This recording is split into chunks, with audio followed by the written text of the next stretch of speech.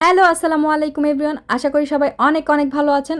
আমিও আল্লাহর রহমতে আপনাদের দোয়ায় অনেক অনেক ভালো আছি। আজকে আপনাদের সাথে শেয়ার করব আমের টকঝাল ঝুরি আচার। চলুন রেসিপিটি দেখে নেওয়া যাক।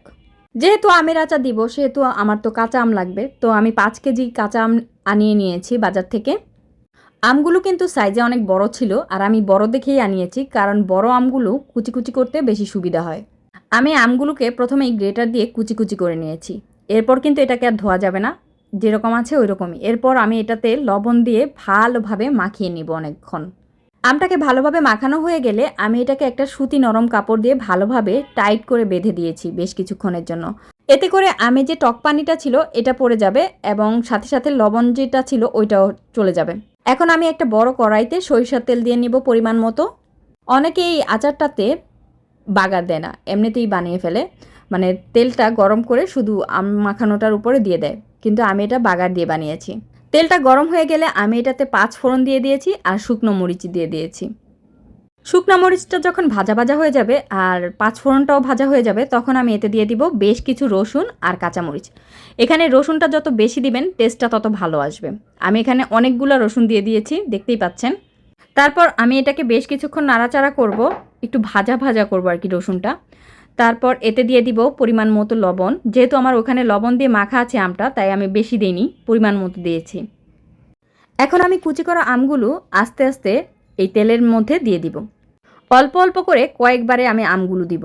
সবগুলো আমের কুচি যদি আমি একসাথে দিয়ে দিই তাহলে এটা নাড়াচাড়া করতেও সমস্যা হবে, আর আমগুলোও গলে গলে যাবে। এই যে আমগুলো নিয়েছিলাম তার মধ্যে বেশ কিছু আম একটু লালচে ছিল, তো সেই আমগুলো একটু গলে গলে গিয়েছে। এখন আমি একটা খুন্তির সাহায্যে আমগুলোকে নেড়ে চেড়ে দিব, খুবই সাবধানে, এত জোরে জোরে না, হালকা হালকা করে। এই আচারটা বানাতে কিন্তু কোনো রসুন বাটা লাগে না, সরিষা বাটা লাগে না, একদমই ইজিভাবে বানানো যায়।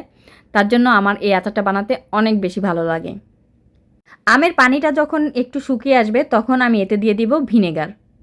ভিনেগার দেওয়ার একটাই কারণ ভিনেগারটা দিলে আচারটা অনেক দিন পর্যন্ত ভালো থাকে। ভিনেগার দেওয়ার পরে আমি আচারটা আরও বেশ কিছুক্ষণ জাল করে নেব। আমের এই ঝুরি আচারটা দিয়ে মুড়ি মাখালে খেতে কিন্তু বেশ মজা হয়। এছাড়াও ভাত ভাজি, খিচুড়ি, ভাত, এগুলোর সাথে তো এই আচারটা অনেক বেশি ভালো লাগে খেতে। আমাদের বাসায় আমরা ভাত ভাজির সাথে এবং খিচুড়ির সাথে এই আচারটা বেশি খাই। আমার প্রায়ই রান্না করতে গেলে এই ভুলটা হয়, মেইন জিনিসটা আমি দিতে ভুলে যাই। তো এখানে আমার বাগারের মধ্যে কালো জিরাটা দেওয়ার কথা ছিল, আমি ভুলে গেছি। তারপর কালো জিরা দেখে আমার হঠাৎ করে মনে হলো, আরে কালো জিরা তো দিইনি। কালো জিরা দিলে কিন্তু টেস্টটা আরও ভালো লাগে।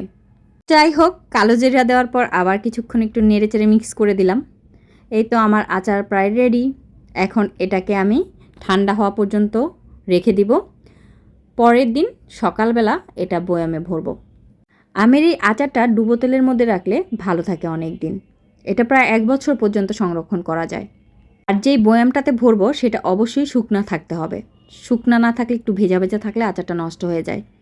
এই আচারটা ফুল টেস্ট আসতে 15-20 দিন লেগে যায়, তারপর এটা খাওয়ার উপযোগী হয়। এটা হচ্ছে পরের দিনের ভিডিও। আমি এখন শুকনো বয়ামগুলোতে আচারগুলো ভরে নেব।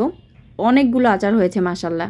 যারা শহরে আছেন তারা চাইলে এখন এই আমের আচারটা বানাতে পারেন, কারণ গ্রামে যারা আছেন তারা এখন আর এই আচারটা বানাতে পারবে না, কারণ হচ্ছে আম শেষ হয়ে গেছে অলরেডি, বা আম পাকতে শুরু করেছে। আশা করি ভিডিওটা সবারই ভালো লাগবে। যদি ভালো লাগে তাহলে লাইক, কমেন্ট, শেয়ার করে পাশে থাকবেন। আর সবাই অনেক অনেক ভালো থাকবেন। আসসালামু আলাইকুম।